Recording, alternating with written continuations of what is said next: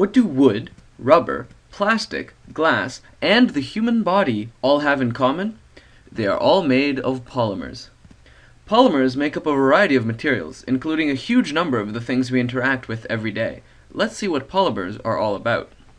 First, we must understand what a molecule is.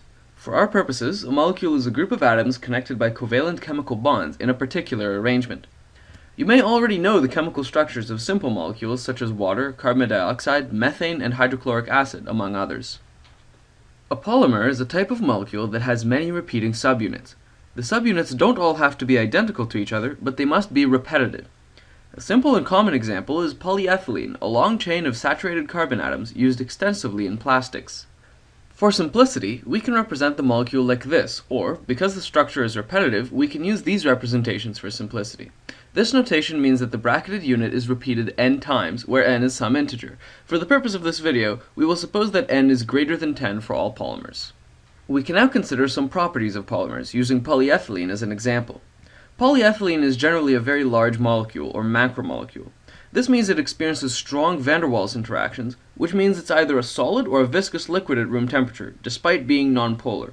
Relatively short chains give rise to a viscous liquid, but at greater chain lengths van der Waals interactions are stronger and cause the polymer to be solid. Notice also that because polyethylene has many carbon-carbon bonds, each of which is free to rotate, the polymer chains are very flexible and the resulting solid is thus easy to deform. One way to change the properties of a carbon polymer is to change the functional groups attached to the carbon chain. Polypropylene, for example, is used in everything from synthetic textiles to plastic containers and banknotes. Polytetrafluoroethylene is better known as Teflon and is used as a non-stick coating and as a lubricant. Polystyrene, also known as styrofoam, is used in packing peanuts, bottles, and insulation. There are other ways to alter the properties of a polymer. Cross-linking connects polymer chains together so that they have less freedom to move. This helps increase the rigidity and strength of the polymer. A polymer is considered a thermoplastic if it can be permanently deformed and molded when heated. Thermoplastics tend to have little cross-linking. Thermosets, on the other hand, are cured once by some chemical reaction and cannot be reshaped upon heating. Thermosets tend to be extensively cross-linked. Although polyethylene and its cousins comprise many of the materials we encounter daily, there are other types of polymers as well. Polyesters, for example, are characterized by repeated subunits connected by ester linkages. Polyesters are typically used as fibers in various synthetic fabrics, from everyday clothes to parachutes on NASA rovers. Whereas polyesters have repeated ester linkages, polyamides have repeated amide linkages.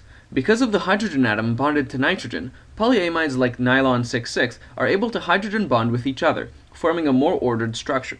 We'll see amide groups again later. Silicones are a group of polymers characterized by repeated silicon-oxygen units, called siloxane groups. The siloxane bond is extremely strong, yet extremely flexible, and this leads to silicones being characterized by their chemical inertness.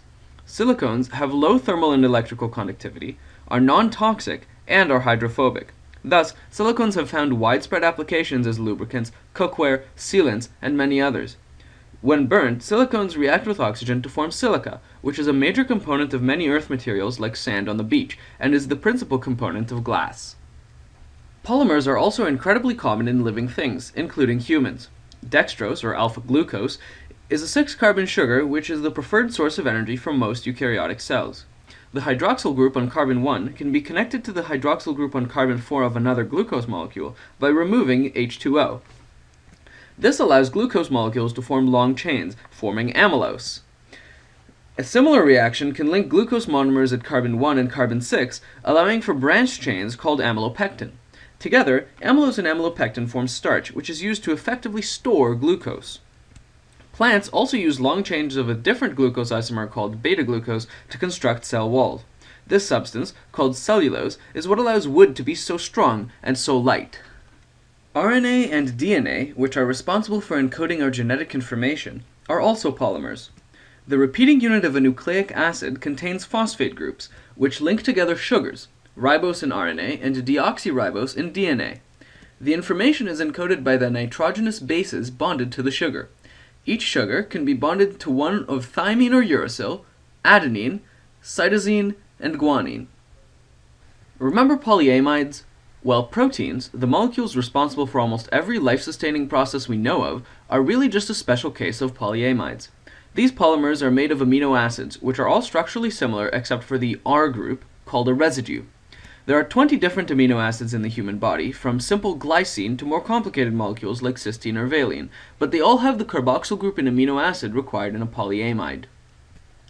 Because the amide groups can form hydrogen bonds with each other, protein molecules tend to fold into particular structures called alpha helices and beta pleated sheets, as shown in this PyMol image.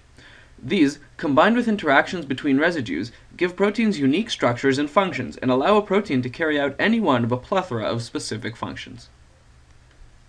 As you have seen, polymers are important and polymers are everywhere. Among others, polymers are in proteins that catalyze all. They're in DNA and RNA where your cells get instructions. They're in starches and cellulose that make up cell walls. They're in glass so that you can see your reflection. They're in simple things like sand, and in sealants they're king. Plastic bags, plastic toys, plastic everything. They make clothes that keep you warm, styrofoam so coffee's warm too. They take Mars by storm. Is there anything they don't do? Thanks for watching. I had a long and repetitive list of polymer puns prepared, but I will be like Teflon and let them slide. If you have feedback of any kind, that's what the comment section is for. If you thought DNA, RNA, and protein were cool, you may be interested in videos on genetics and mutations. Regardless, you should click on the big red subscribe button now.